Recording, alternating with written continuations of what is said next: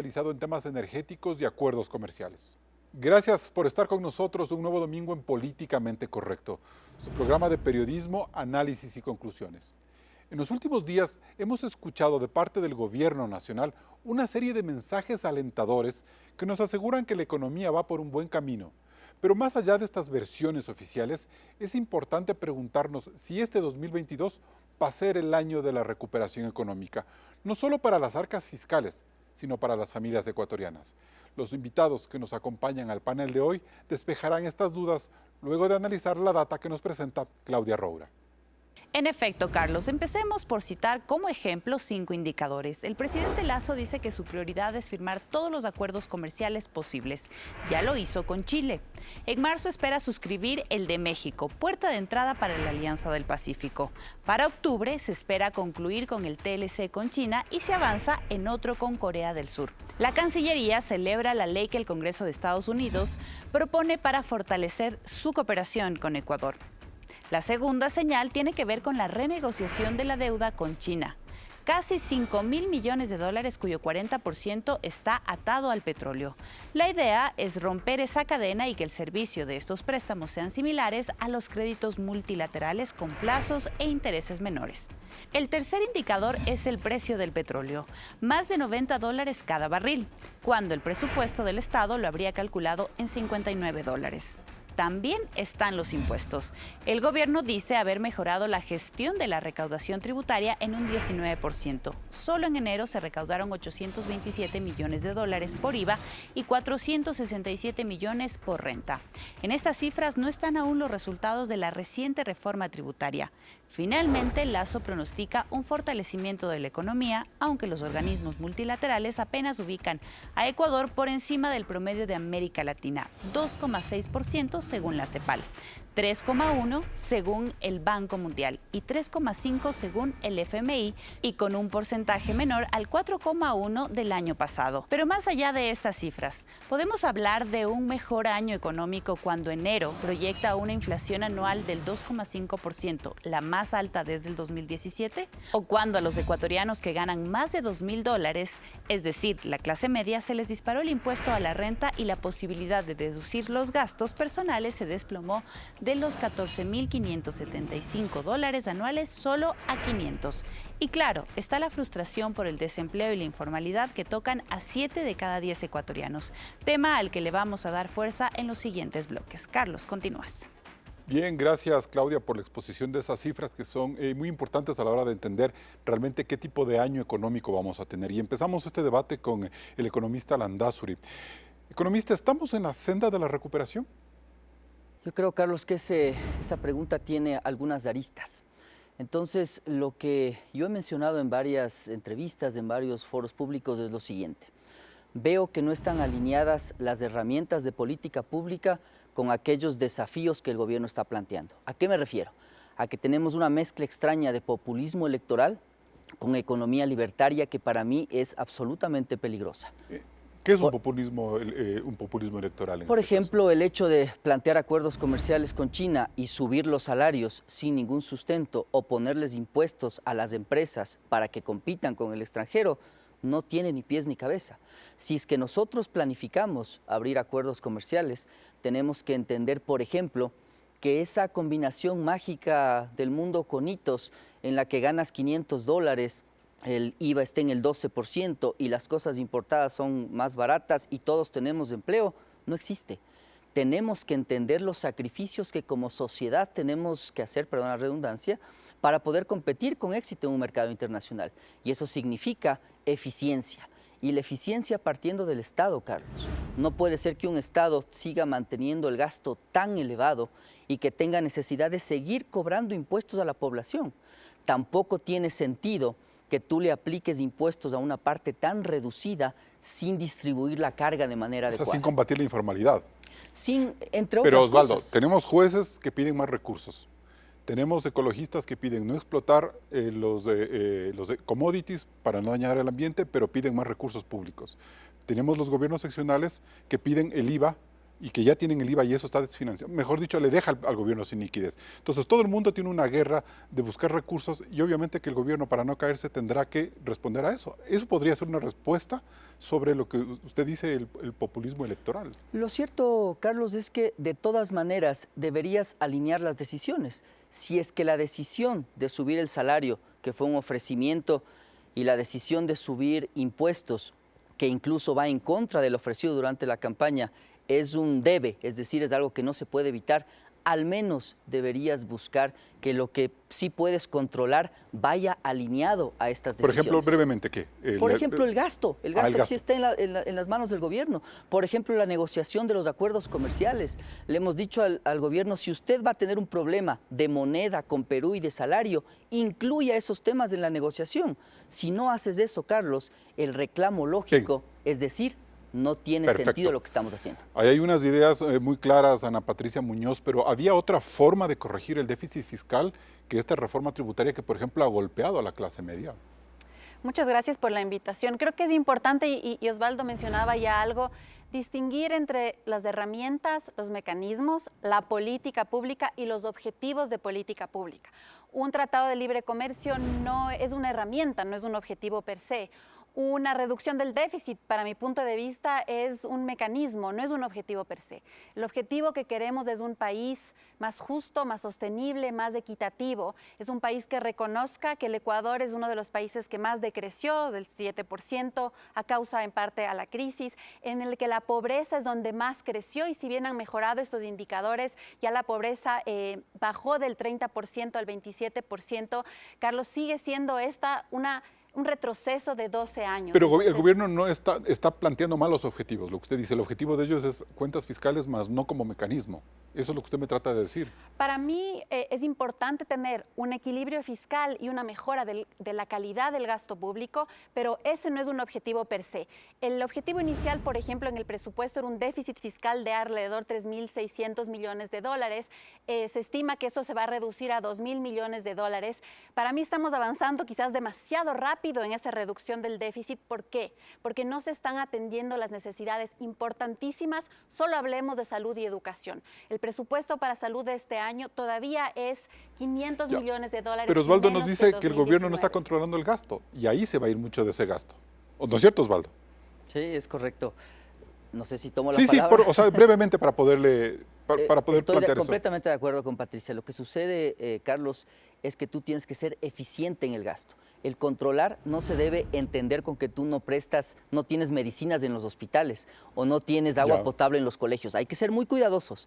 Esa reducción del gasto tiene que ir en la línea de ser eficientes. Perfecto. Bien, entonces ahora sí, Ana Patricia, ya tenemos clara esa idea. Entonces son ejemplos importantes. ¿Por qué? Porque el Ecuador tiene que ver cómo se desarrolla en el largo plazo.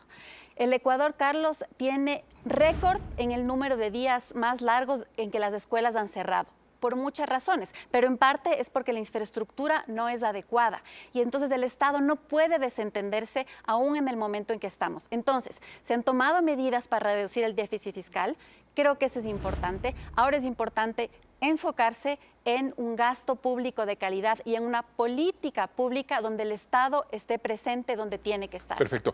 Nelson Valdeón, buenos días. Hacemos contacto con usted en Boston, Estados Unidos, para hacer una pregunta fundamental. El presidente Lasso y su gobierno han marcado como una prioridad los acuerdos de libre comercio. ¿Hasta qué punto esa es la mejor forma para exportar más, para generar más fuentes de empleo y más ingresos para el país y no estar pensando solo en las reformas tributarias a los mismos de siempre? Carlos, muy buenos días. Osvaldo y Ana Patricia, un gusto compartir este panel con ustedes.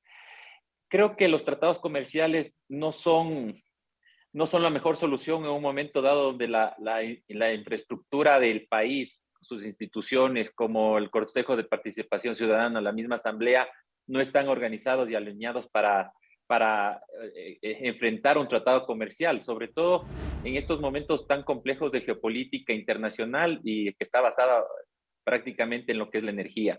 Ante eso coincido mucho con Osvaldo, o sea, si es que no tenemos la infraestructura, no podemos estar hablando de tratados internacionales de libre comercio si no sabemos si la Asamblea está alineada y los tratados comerciales sean aprobados por la Asamblea. otro punto muy importante, aparte de lo que se ha tratado básicamente, es entender los sistemas dinámicos de competitividad. Estamos tratando de firmar un tratado comercial con Estados Unidos y China, y más allá de la geopolítica es saber qué tenemos de beneficio. Tomemos en cuenta que son grandes potencias en términos de inteligencia artificial, de analítica de datos, que a nosotros nos vuelven muy competitivos. Nelson, aparte de la carga, dos preguntas precisas ahí en esta parte, Nelson.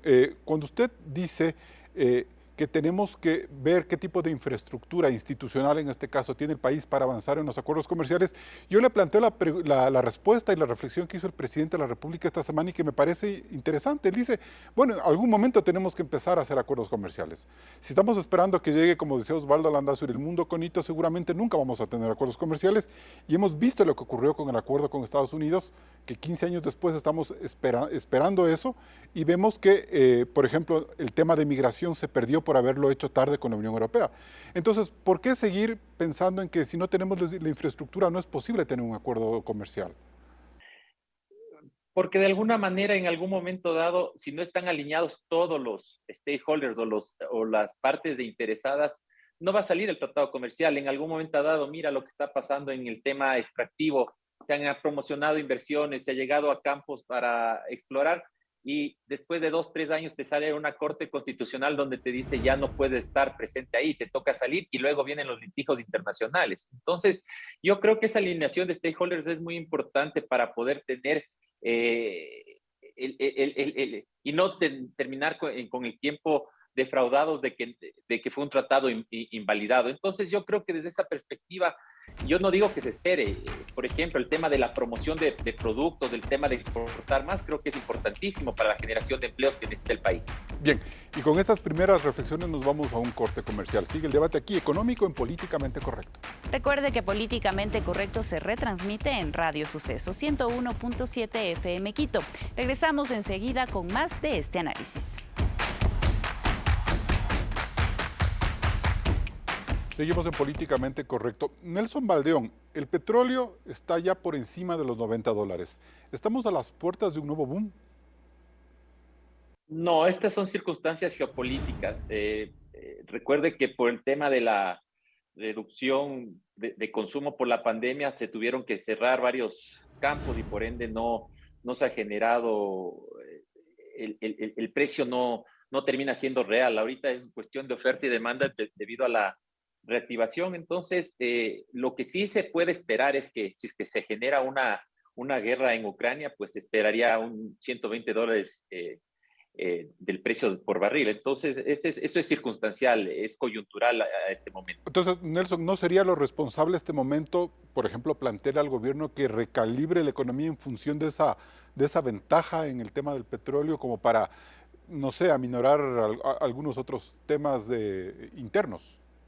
No creo que es lo responsable, ya que si la OPEP quisiera, puede aumentar la producción inmediatamente y llevarla a 100 millones de barriles, pero mientras ellos no sepan cuáles son las circunstancias reales de lo que es las variantes y las posibles cierres de países por el tema del virus, no vamos a tener una producción real. Se aumentó en la última reunión 400,000 barriles, que no es nada de la real capacidad que se puede, pero en dado caso no es lo responsable, ya que también si tomamos en cuenta que se recalibre la economía del país, van a salir muchas más necesidades. No es que todo lo que se entra se va a generar ganancia. Hay muchos costos, como el tema de sistemas de salud, pagos, y entonces creo que hay que tomar en cuenta que no porque aumente el precio del barril del petróleo vas a tener muchos más ingresos. Además tiene que subir el subsidio a la gasolina, dado que ahorita están congelados los precios, es un precio alto, pero está congelado para extra y diésel, y si sigue subiendo el precio del petróleo, el Estado tiene que subsidiar más, a menos que quiera volver a subirle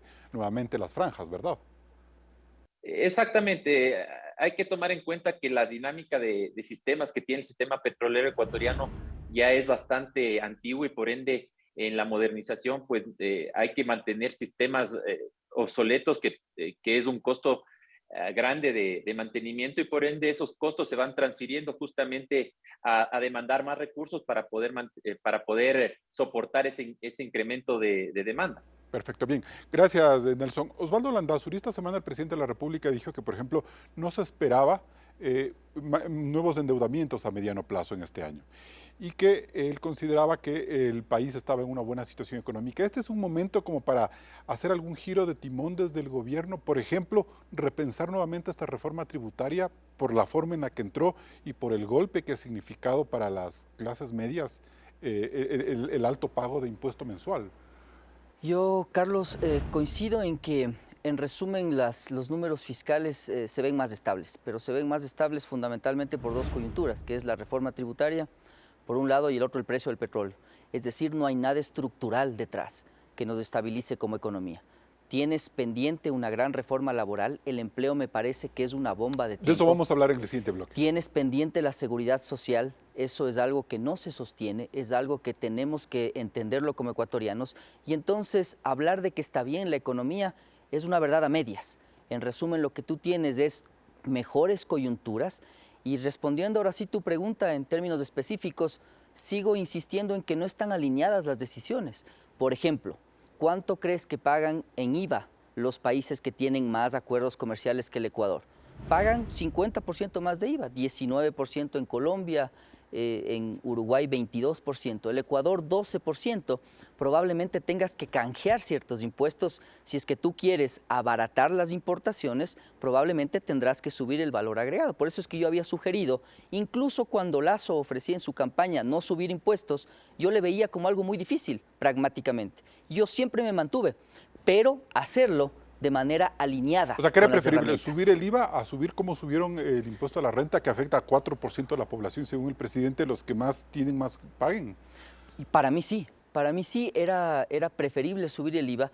¿Por qué? Porque por un lado no era prudente subir impuestos a las empresas en este momento. ¿Por qué? Porque tú tienes una carga impositiva que es muy alta y porque estás restringiendo inversión y porque no tienes generación de empleo. Entonces no es porque me gusten las empresas o no, hay momentos y momentos. Por ejemplo, el patrimonio de las personas parecía mucho más sensato. Entonces, indudablemente para mí era preferible subir el IVA e ir preparando la economía, porque ojo Carlos, tú tienes adelante un desafío muy grande, quitar el impuesto a la salida de divisas, 1.000 millones, y por otro lado bajar los aranceles con los acuerdos comerciales que Lasso está promocionando, 500 millones, 600, 1.600 millones de dólares más. ¿Cómo vamos a afrontar ese tema? ¿Con otra reforma tributaria? Eso no va a pasar.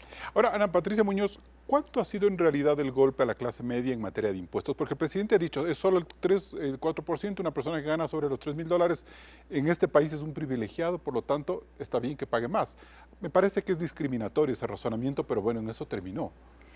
Yo voy a decir algo que no es políticamente correcto y es que alguien que gana $2.000 no está en la clase media ecuatoriana. ¿Sí, no? Está en la clase media alta ecuatoriana. Ya. Viendo las cifras, yo sé que igual le puede afectar a alguien. Es cierto, Carlos, que de todas formas afecta principalmente a quienes están en relación de dependencia, que no tienen cómo escapar y que siempre terminan pagando. Todo eso es cierto. Entiendo que alguien que no pagaba y que ahora paga $10 mensuales, igual es un efecto. Pero en el Ecuador estamos con 1 de cada 3 ecuatorianos en la pobreza. ¿Qué quiere decir pobreza? Es alguien que gana menos de $85 mensuales. La media, es decir, la mitad de la población empleada, de quienes tienen empleo y ganan un salario, la media es $485 para los hombres, 360 para las mujeres. Es decir, alguien que tiene $2.000 de ingresos, yo creo que tiene la obligación de contribuir al sistema tributario, que signifique algo, un impacto fuerte este año porque no estábamos acostumbrados, yo entiendo, pero creo que es importante aceptar que el Ecuador, incluso con esta reforma, todavía tiene tasas de recaudación menores a las que existen en Latinoamérica. Y de ahí nosotros en Faro hemos hecho varios análisis sobre, por ejemplo, la concentración de la riqueza.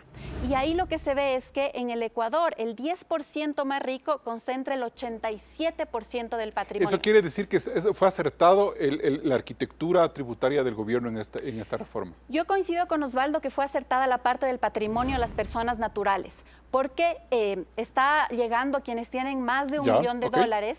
son muy pocas, además se deduce $200,000 de su casa, es decir, alguien con $1,300,000 de patrimonio individual paga $1,000 por una sola vez. Entonces estoy de acuerdo que eso, incluso el FMI hablaba del impuesto a la solidaridad, esto no es una entidad, digamos, socialista, pero en circunstancias en las que estamos, en un país inequitativo, es fundamental que contribuyan los que más tienen, y en ese aspecto, la parte del impuesto al patrimonio, estamos de acuerdo. Ahora, entonces, no sería una posibilidad plantear en este programa como escenario decir, bueno, mientras la economía va mejorando, deberíamos pensar en futuro en aliviar estas cargas tributarias que se dio a la gente que gana de $2,000 para adelante.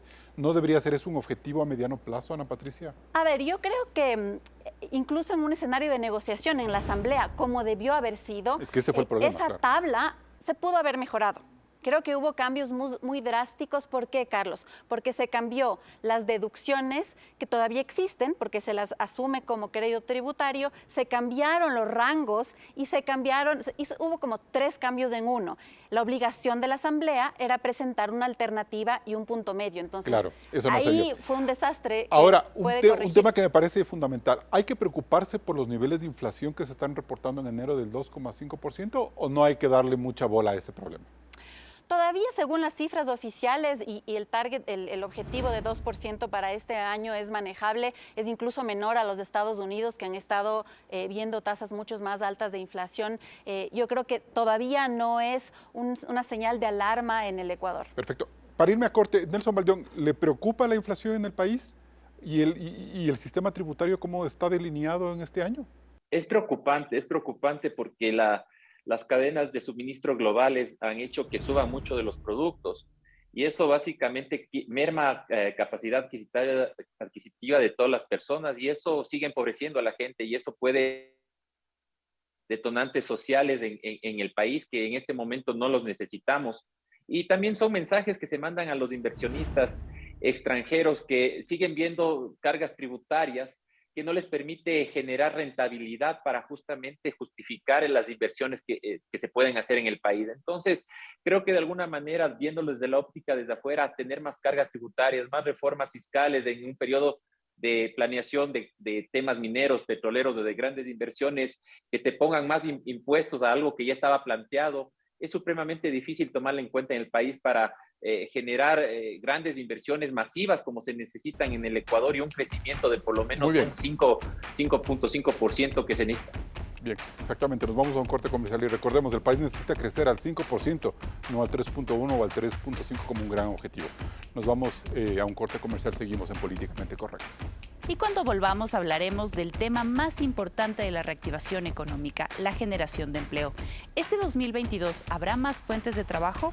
Es indispensable una reforma laboral, así que no se desconecte de Políticamente Correcto. Para seguir el debate sobre este año de reactivación económica, es necesario revisar las cifras del desempleo. Según la Organización Internacional del Trabajo, en Latinoamérica no se han podido recuperar unos 4,5 millones de empleos tras 2 años de la pandemia. Veamos. La situación en Latinoamérica es compleja. Luego de casi 2 años de pandemia no se logran recuperar los niveles de empleo. La Organización Internacional del Trabajo advierte que la crisis podría extenderse hasta el 2024. En Ecuador, solo 3 de cada 10 personas de la población económicamente activa tienen un empleo adecuado, mientras que el empleo inadecuado supera el 61,5%, según datos del INEC de finales del 2021. Sí existe una leve mejoría de 3,5 puntos, sin embargo, no alcanza a las plazas de empleo que había prepandemia. El presidente Guillermo Lasso asegura que desde mayo del 2021, 370,000 ecuatorianos cuentan con un empleo pleno, lo que se contrapone con la información de la Seguridad Social que muestra el sector empresarial. Apenas 60,000 afiliaciones recuperadas. Lasso enviará una ley de inversiones para que la Asamblea la trate con carácter económico urgente. Según el legislador de Creo, Fernando Flores, se espera atraer más de 4.500 millones de dólares que generarían empleo. Pero aún queda pendiente el cambio más importante, la reforma laboral. Las expectativas son bajas, porque dentro del legislativo se construye un nuevo bloque de mayoría, entre el correísmo, el Partido Social Cristiano y un ala de Pachacuti que tendrían casi 70 votos. Ante esos vientos de bloqueo, otra salida para Lasso sería una consulta popular, que podría tardar varios meses y tendría un alto costo político, cuando la generación de empleo debe ser urgente para el país. Carlos, si no se generan más empleos, ¿cómo podríamos hablar de mejorar la economía y la calidad de vida de las personas? Continúas. Bien, Ana Patricia Muñoz, creo que la pregunta que hace Claudia Robra es fundamental.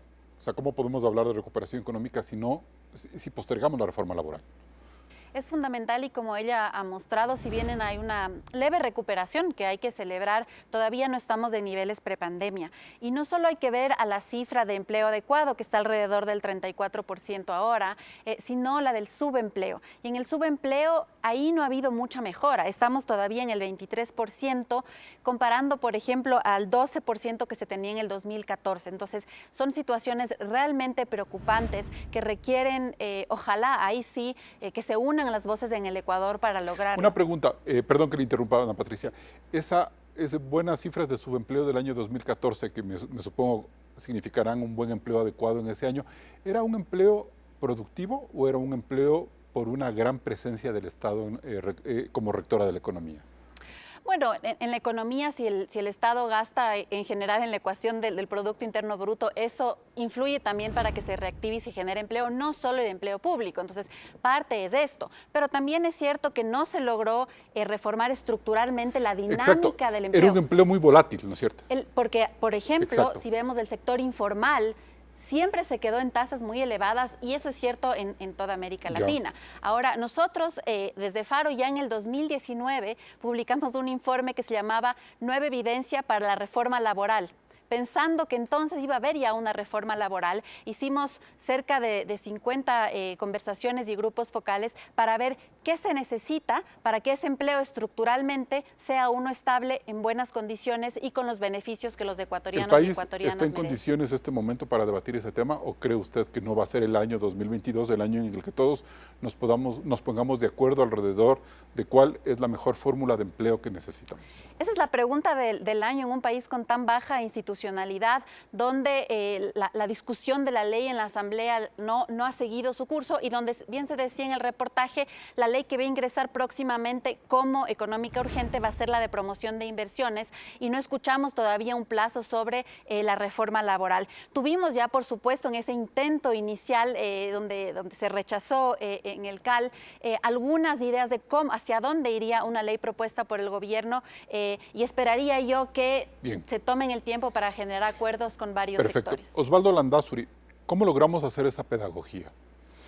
No es simple, es un asunto complicado todavía más con un gobierno que para mí tiene unos dogmas muy fuertes y eso se evidenció en la primera ley.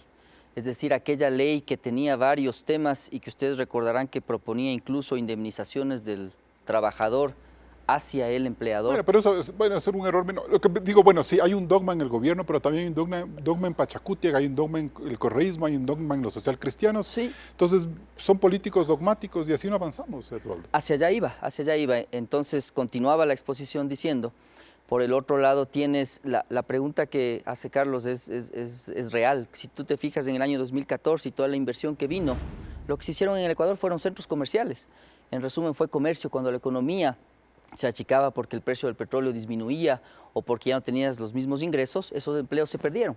Entonces la inversión no era inversión de calidad, no era inversión de largo plazo, no pasó nada aquí. Era golondrina.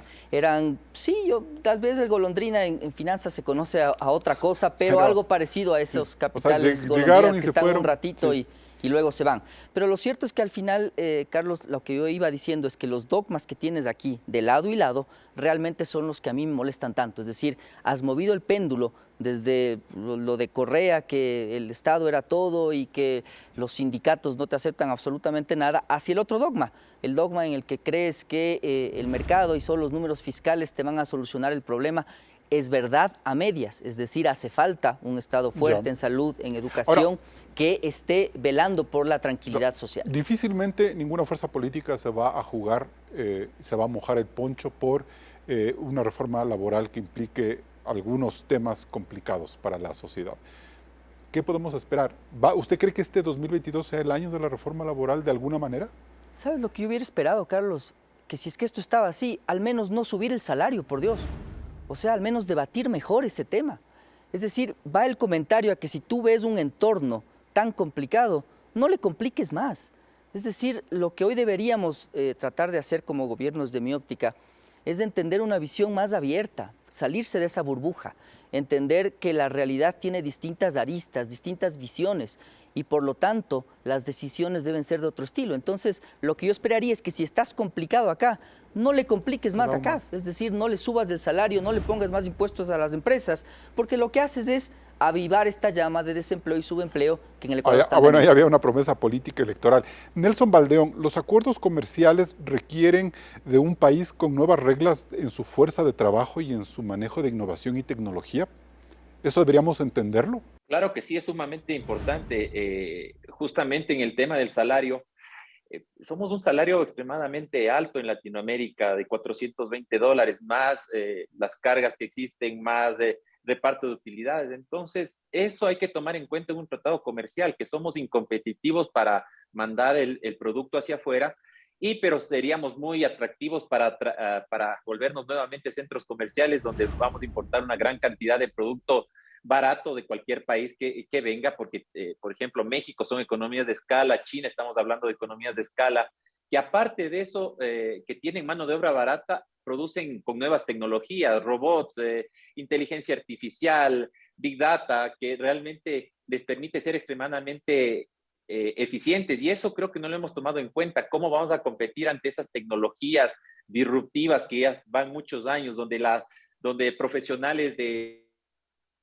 Estados Unidos y ahora son líderes en inteligencia artificial?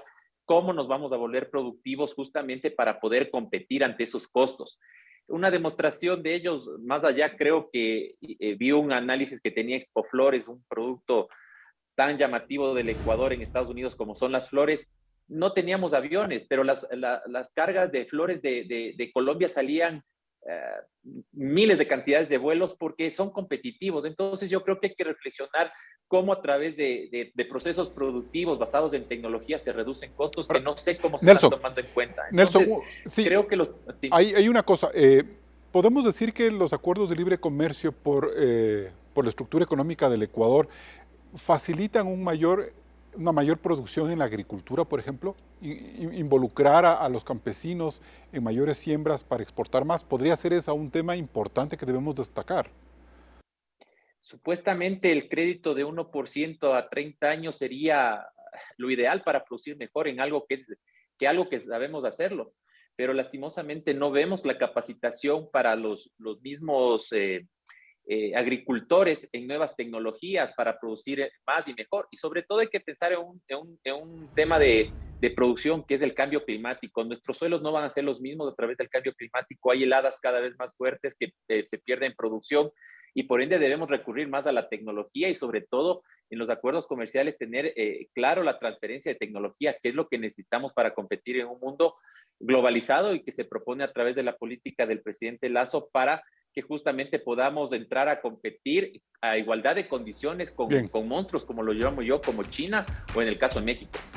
Bien, estas son algunas reflexiones. Nos vamos a un siguiente corte comercial y volvemos en Políticamente Correcto.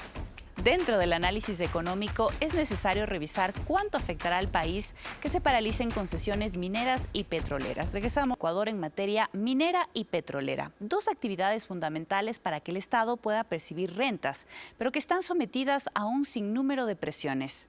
Por ejemplo, se esperaba que este 2022 llegaran unos $516 millones en inversiones para la minería. Pero el sector formal de esta actividad ve con profunda preocupación cómo los fallos de la Corte Constitucional restringen esta actividad en aras del equilibrio ambiental. La prohibición de explotar en el bosque nuboso de los Cedros en Imbabura, así como la serie de consultas mineras que se abrirán luego de que se autorizó realizar una en 6 parroquias rurales de Quito, dejan una dramática lectura. El Estado regula al detalle la explotación minera formal, que en el 2021 exportó $1.600 millones dólares, pero no contuvo los efectos ambientales de evasión e inseguridad de la minería ilegal. El petróleo también vive una disyuntiva. Se calcula en unos 8.000 millones de barriles las reservas de Ecuador con los nuevos descubrimientos, pero aún no se ve con certeza cómo el gobierno duplicará la producción si también la Corte Constitucional fija límites en zonas como en el Yasuní, al tiempo que el derrame ocurrido hace 2 semanas en el OCP ha dejado la sensación de los profundos estragos ambientales en un país con un petróleo que supera los $90. A estos desafíos hay que agregar uno todavía más sensible, la virtual quiebra del IES. Las autoridades han dicho que el Fondo de Salud se agotará antes de mayo por un déficit que supera los $563 millones, mientras que solo el Estado le debe a la Seguridad Social $8.384 millones por el 40% del aporte al fondo de pensiones. ¿Podemos hablar de una verdadera recuperación económica si descuidamos de estos temas? Carlos. ¿En qué momento Nelson Valdeón va a reventar esta burbuja, esta ilusión que tenía el país o que tienen las élites de decir que con más petróleo y con más minería vamos a darle fuerza al Estado cuando vemos todos estos inconvenientes y presiones jurídicas, sociales, ambientales a esa actividad? Justamente eso empecé el programa diciendo, si no están todos alineados hacia ese objetivo, no vamos a traer las inversiones necesarias que se necesitan y sobre todo serias, que sean responsables con el ambiente, que generen riqueza en las comunidades para que no haya esa pobreza y se dediquen a la minería ilegal. En el caso específico de la minería, mira, nos puede pasar lo mismo con el petróleo. Hemos producido 40 o 50 años petróleo y seguimos siendo pobres. Esa es mi reflexión. Creo que los sistemas son poco eficientes. No ha habido una administración privada. Creo que el mismo hecho de que la empresa sea pública ha habido mucha rotación de autoridades, cada uno con su pensamiento, con su administración, que no ha permitido que se desarrolle el petróleo desde el punto de vista empresarial, viéndolo como un modelo que se administre y que genere utilidades, rentabilidad, como en el caso específico de Ecopetrol en Colombia o Petrobras en Brasil, que permita justamente un impacto positivo a la sociedad. En el tema minero me preocupa muchísimo, ya que realmente estos procesos que estamos viviendo de cambio climático hace que los suelos se desestabilicen y comiencen a pasar catástrofes que realmente no nos gustaría que pasen y que realmente nos va a terminar saliendo más caro de lo que podamos sacar de minerales. Pero ahí también hay una reflexión, como diría Osvaldo Landazuri, a medias, porque yo puedo decir, está bien, no explotemos de la minería, es decir, que no haya minas y somos felices todos, pero el asunto es que cuando tú dejas que la minería formal deje de entrar en el país, viene la minería informal y ahí vienen problemas de bandas criminales, de destrucción ambiental y de pérdidas de dinero. Entonces es preferible tener ese dinero para el Estado, pues, Nelson. Eso, justamente eso es a lo que me refiero. Me refiero a que tenemos que tener instituciones sólidas y que den garantías de largo plazo. No puede ser que invitemos a nivel mundial a que vengan a invertir empresas serias, mineras o petroleras grandes a nuestro país y luego de eso, ya después de que inviertes, te sale una licencia ambiental que en el Ecuador se demora de 3 a 4 años básicamente, te tengas todo y te salga una resolución donde tienes que salirte del país. Eso es a lo que me refiero. O sea, hay que hacer los procesos más rápido. A lo que me refiero es tener un sistema engranado donde la Corte Constitucional sepa que estos procesos ya fueron negociados, donde la licencia ambiental salga más rápido y te permita hacer un extractivismo responsable de impacto positivo. Perfecto, gracias Nelson. Ana Patricia Muñoz, si esos recursos no vienen, ¿cómo vamos a financiar el Estado en temas tan delicados como el del IES, por ejemplo, que necesita dinero para que se sustente en el futuro? Sí, es un tema complejo y creo que hay que partir porque el Ecuador tiene que tomar una decisión de largo plazo para cambiar su estructura productiva y la no dependencia de recursos no renovables que además sí no están alineados con la crisis climática que ya se viene. También es cierto que la realidad del Ecuador implica tomar decisiones difíciles y hasta dolorosas por estos temas tan complejos estructurales que tenemos. Y ahí ya decía Nelson, hay que también considerar otras cosas, la transparencia de los recursos que vienen, por ejemplo, de las industrias extractivas. Y hay una iniciativa que se llama EITI, que es Transparencia de las Industrias Extractivas, donde está sociedad civil también, donde está el sector privado y el Estado para transparentar estos recursos. Hay la ley amazónica, la ley 42 que hubo hace un tiempo, el famoso CORAE que ya no existe, porque las zonas de mayor pobreza del Ecuador están las zonas Así donde es. son ricas en recursos. Entonces, lo que tú decías al principio, ¿cómo se puede pedir a los ecuatorianos y ecuatorianas que sigamos apuntalando una economía basada en estos ingresos cuando no se ve algo en la realidad y en la Ya, calidad pero, de vida por de ejemplo, los ecuatorianos? muchos analistas han dicho deberíamos utilizar la riqueza minera o petrolera para financiar la seguridad social, para darles fideicomisos y dar una sostenibilidad a largo plazo. Eso no va a ser posible porque no hacemos ni lo uno ni lo otro. Y en el medio está una población desprotegida, desempleada por un lado y gente que a lo mejor no cobre sus jubilaciones en el futuro inmediato. A mí me parece interesante esa propuesta siempre y cuando se la considere de manera integral. Entonces, si es que ya hay, por ejemplo, una política o un presupuesto bien financiado donde se asegure además los mínimos en salud, en educación y hay un excedente petrolero, que eso vaya de manera en el largo plazo, no a cubrir solo el déficit corriente, a tener una reforma estructural del IES, yo creo que hay que considerarle. Tenemos en el Ecuador 41 tipos de contratos. 41 Laborales. tipos laborales. Ya. De esos, el 95% se concentran en 10. Es decir, vivimos en el desorden. Y por eso es fundamental, y esto está atado al tema de seguridad social, ordenar la casa y tener conversaciones serias sobre qué se puede hacer. Una buena reforma laboral le permitiría al IES contar con más afiliados y sostenerse desde este componente en el futuro, Ana Patricia. En parte sí, no es el único problema. De acuerdo. El problema del IES también es un problema demográfico, en el que vivimos los países latinoamericanos un boom Y de demográfico 8.000 millones de dólares de deuda del Estado. que está ya disminuyendo. Ajá. Entonces se necesitan más afiliaciones y en parte es en la formalización del trabajo, que ahora el sector informal en el Ecuador sigue bordeando el 50.8% de los empleos en el Ecuador. Si es posible formalizar el trabajo tal como está, es decir, a esa gente que no tributa, que no se afilia, de alguna manera obligarlas a que lo hagan.